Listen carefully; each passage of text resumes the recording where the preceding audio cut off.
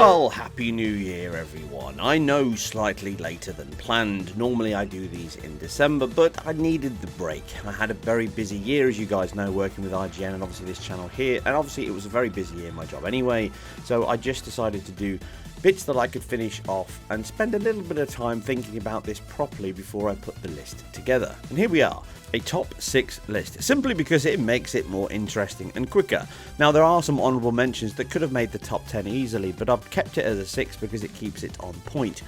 And I will touch on those just before the number 1 slot. So let's kick off with our number 6.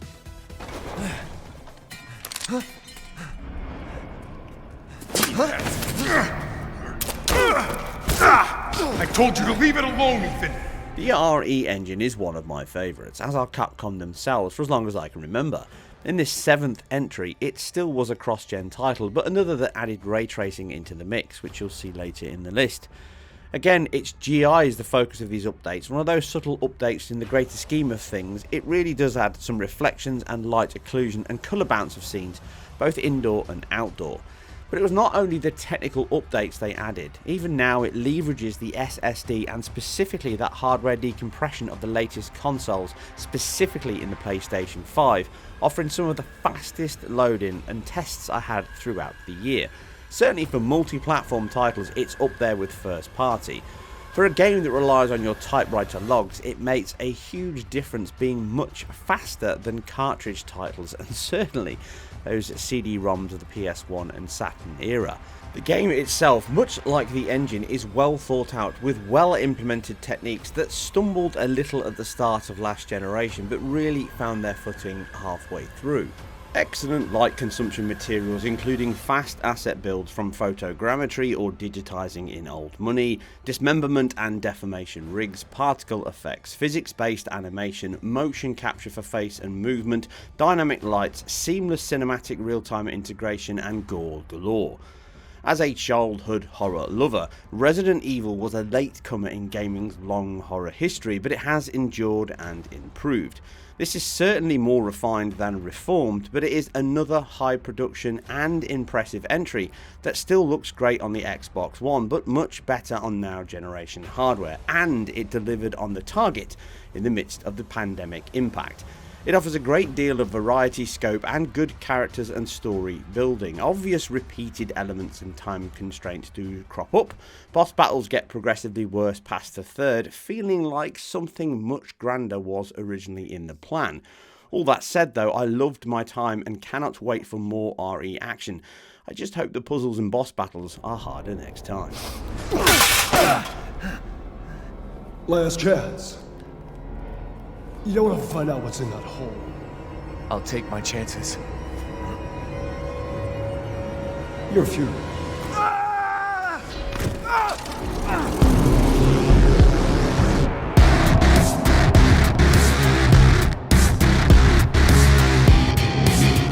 It takes me back to the 8-bit days when so many independent teams are delivering such impressive striking and above all unique titles, without the shackles of corporate market research guides, focus group driven inputs and a need to expand on existing IP. A genuine flair and passion can be seen, heard and felt from every pixel. Neon Giants are not only small, 12 in total here, but also virginal in the gaming space. The Blade Runner 2000 AD and Robocop influences are not subtle, but the music and sound is exceptional, with a less obvious Carpenter-esque Dan Wyman and even Claudio Salmonetti analog and rock synth sound. At times very Escape from New York, another homage paid across this dystopian pagoda of decay. The exceptional and vivid art direction and execution is what sells the world. A strong meld of neon lights, electric blues, rose reds, mixed with volumetric lights, long shadows, spinning fans. It all sounds like an obvious 80s stereotype gone wrong. But it is the solidity, the balance and restraint that pulls off such a vibrant yet depressing world, close enough to reality to succeed. Backing this up is the logistical and technical guile over the fast travel rail train, flying taxis and pre-baked Niagara and chaos particle and physics effects that happen in the fore and background.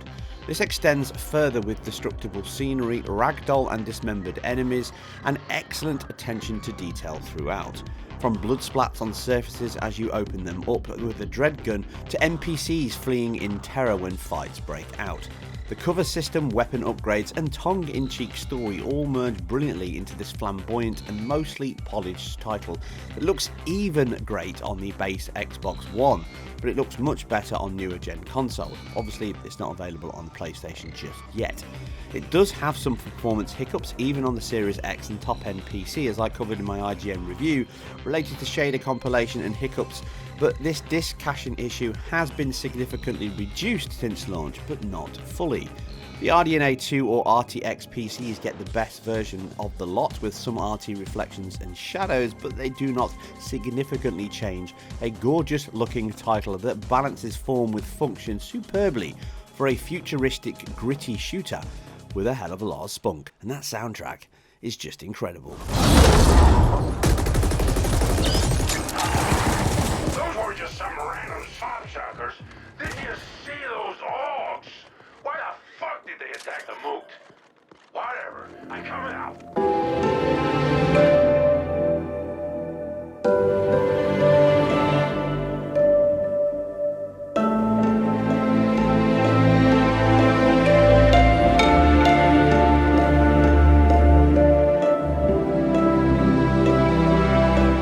4A have long since been at the sharp end of gaming technology, but this year they pioneered something special in the enhanced complete edition of Exodus. What was already the biggest and most varied game they had made was raised up with some of the best real-time lighting in games.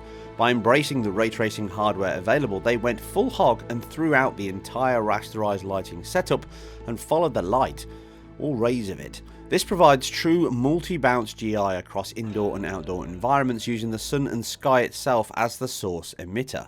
In addition, they added real emissive textures in the game, allowing fire textures to illuminate scenes and fade out without spawning a point or other light sources. This change may seem trivial and even hard to spot at times, but the effort and cost is substantial. It can and almost certainly makes a bigger difference to the developer's workflow and iteration time, but in a great many places, such as the real-time passing of light, it can transform the believability, solidity and accuracy of the game's environments. Soft penumbra contact shadows and cars to irradiance bounce onto sand from reflective surfaces. Colour is bounced off dynamically from certain surfaces, and even your torch will bounce light around darker areas. Caves now self-occlude and bounce light seeping in, and all of this is affected and changed in real time depending on the time of day, the source angles, through pixel-based ray tracing using the accumulated buffer, which enables multi-bounce irradiance light to become a reality early in the generation. The size of the team and scale of the change means textures and consistency is the biggest weakness. Some elements can look worse than before due to the less artistic license in hand-placed certain lights, plus due to the uniform light calculation and material composites being authored for the raster lighting method, it can highlight or create very flat and diffuse materials on occasion. It is still a great use of the RT hardware on offer, more so from such a small team that belies their size and results. It's not always better than before, but it is still a great start to this ray trace generation from a team always at the bright side of the technology, and it certainly means they are in a great position to really push forward on this in their next release this generation.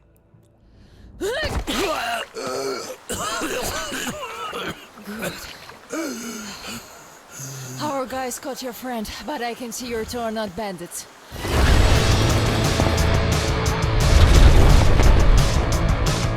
Drop zone approaching! Lovely day for a drive! It may not have changed drastically since the initial second release on the base Xbox One back in 2014, which was also a cross-generational release with a 360. This fifth entry, which also shipped across 2.5 generations of console and PC, includes graphical improvements and leaps, but they're not as exhaustive here, with 60 FPS being the big ticket boost the Series X and Series S offer over the base Xbox One and X. That said, the engine and asset work from the team has now culminated in a polished and slick presentation that manages to lock very close to that 60 FPS target on Series X and also keep 4K resolutions at almost all times.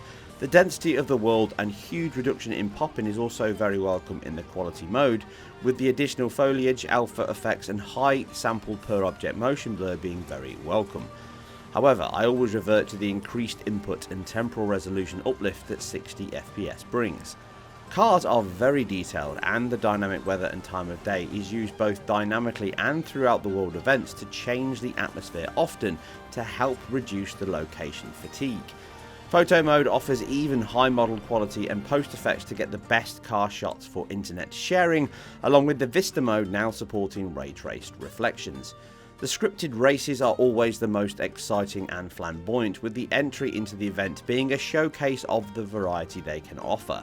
The Mexican landscape is very lush and dense, be it sandy back roads to rain-soaked jungles. The use of volumetrics, high-quality PBR-based materials, and an accomplished post-suite result in one of the most impressive and polished games across the entire 2021 release schedule of Xbox Studios. And yes, I very much include Halo Infinite in that.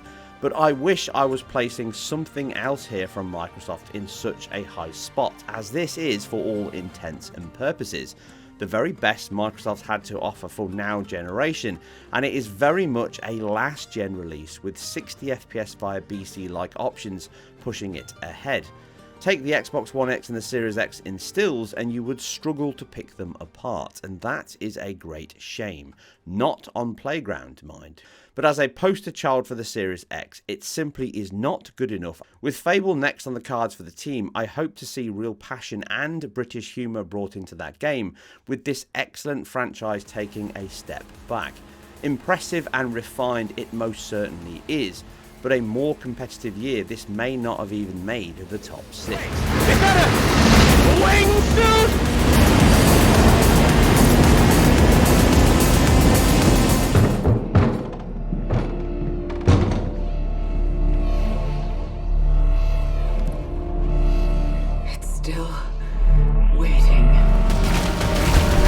Housemarque are one of the last true arcade-centric developers. Through years of cultivating their technical prowess and development history, which has culminated in this PS5 exclusive, which is something spectacular, intriguing, and at times mesmerising. Arcade games are a lost legacy, but they still arise from time to time. This one manages to straddle that story-driven narrative, arcade-centric action with roguelike elements, pulling many inspiration genres and combine them into a title that is nothing like Housemarque have ever made before, and yet unmistakably a Housemarque title. What hits you first is the game has no airs or graces. Within a few seconds from the lightning fast load from the dashboard, you are standing outside your crashed ship. A confused and bewildered game heroine stands before you with obvious cues from a certain Ellen Ripley resonates throughout. As much as the DualSense speakers, sound, creation and feedback is fundamental pillars of the team's design scope. Even here, you not only hear the rain falling around you, but you can feel it in your hands. Truly a remarkable sense that continues throughout your play. If ever you are looking for a video game guise of sensory overload, Returnal is it. From the voxel constructed fog volumes that float across levels adding atmosphere and sampling light, to neon straddled laser blasts, bullet ricochets and boss battle tirades, you are rarely not dodging gunfire that looks like it escaped from a power station. Colours are muted in scenery and almost monochromatic to accentuate the relevant biome theme, but these are peppered and at times overpowered by the electrical buzz, the flashing point lights and accompanying barrage of enemies that release them at your tiny space-suited avatar.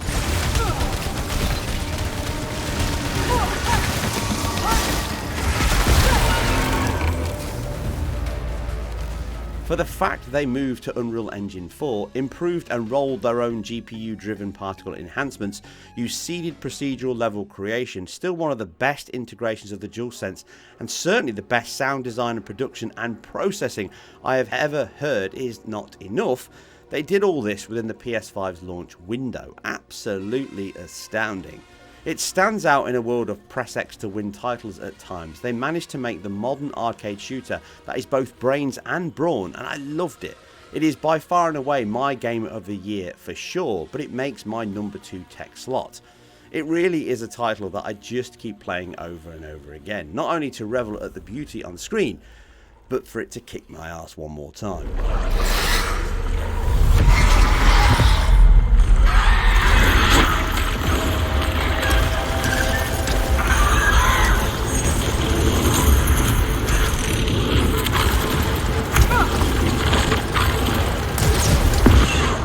So we come to the final slot, and before I reveal that, I do want to quickly touch on a few titles that I think deserve a mention. Now, Ride 4 may have come out the year before, and I covered it in my PC preview then, but the Series X and PS5 free updates gave me a chance to discuss it here. It highlights the gradual improvements Milestone have brought to each release, and the Replay Go camera option on a wet Northwest 200 street race really shows off how close they are getting to a convincing photorealistic view. The post effects of SSR, camera wobble, gyroscopic force and motion blur are instrumental in the sell, but at certain points and races the quality on these newer gen consoles and higher end PC is impressive. I think a game has now taken enough playtime away from the GOAT in Tourist Trophy. The Matrix demo was and remains a taste of the future, effectively taking Sony first-party quality of last gen, improving it and throwing it into a vast open city with real-time global illumination, reflections and lighting via ray-traced hardware, and simplifying the entire production pipeline. It is a tech demo and certainly a work in progress, with it likely being surpassed very soon into this generation, but right now it gives us a glimpse of how much better our games are going to become. Keep them off us. You drive. I'll shoot. Kenna was another that hit the ground running. A cross-gen release, it managed to offer dual modes and great performance with an Unreal Engine 4, even on the base PS4 with dynamic resolution scaling and film production skills in characters and animation. It is essentially Zelda-like game quality that Nintendo would be very proud of. The only reason I did not push something out of my top 6 to get this in was the scope and scale let it down at certain key points. But as a first entry into gaming, I think the team are very proud and should be, and other bigger studios should be very worried indeed. Alright, all I gotta do now, whoa, this is fast, is head to the statue, use Glitch, get a starship, and then find Clank on Sargasso. So I think it's fair to say, and I know because I said it earlier this year, that Insomniac managed to contribute more to the first year of PlayStation 5 than any other single studio, bar none. It was not enough getting a full sequel out, a cross-gen update for Miles Morales, updating Spider-Man itself with extra ray tracing goodies which included 60 FPS, but they also managed to get their very first true next-gen only title out in Rift Apart, and it was glorious. So good I covered it twice on IGN and here on my channel. The list of technical feats are exhaustive. CGI-like character models, some of the best PBR material shaders in the business, dual modes of play, refined use of the adaptive triggers, haptic feedback and 3D sound of the PS5 controller. If all of that was not enough, they also added the very best ray trace reflections on console, and probably likely in many games in this year, in a vast and frantic action game, even at 60 FPS. Now alone this already puts them at the top of the 2021 pile, but they still had more to give. Utilising the SSD and compression I/O subsystem of the PS5 to enable gameplay that could warp you from one world to the next, or rail grind through galaxies like Tony Hawk's. Even boss battles were spruced up, enabling location changes within seconds.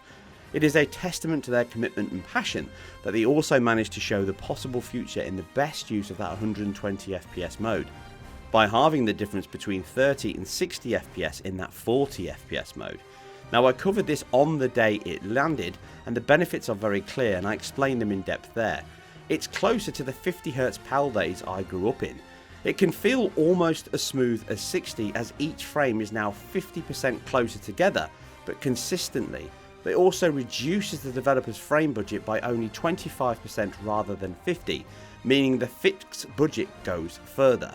I think this will pay dividends in the future of the visual quality versus performance trade-off, and I suspect other Sony first party to follow suit.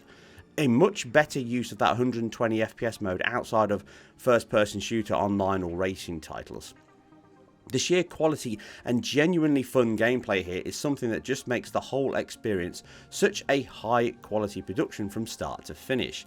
As per any game in my list, it does have some minor bugs, weaker areas, and not every aspect is up to the same sky-high level. But that is true of all games before and after. Yet it makes little difference, as every new generation needs to have a title that you can point to and say that there simply could not exist in this fidelity and quality on anything other than the PlayStation 5. And this is what generations are all about. It's a great shame the same cannot be said for the Xbox in 2021, but for now, Insomniac have delivered the goods more than once in the past 12 months, and they deserve all the praise and adulation for that. They are my number one in 2021, and it was pretty much sealed the day I clapped eyes on it for the first time. Well done to the entire team, but 2022 calls, guys, and there's no rest for the wicked.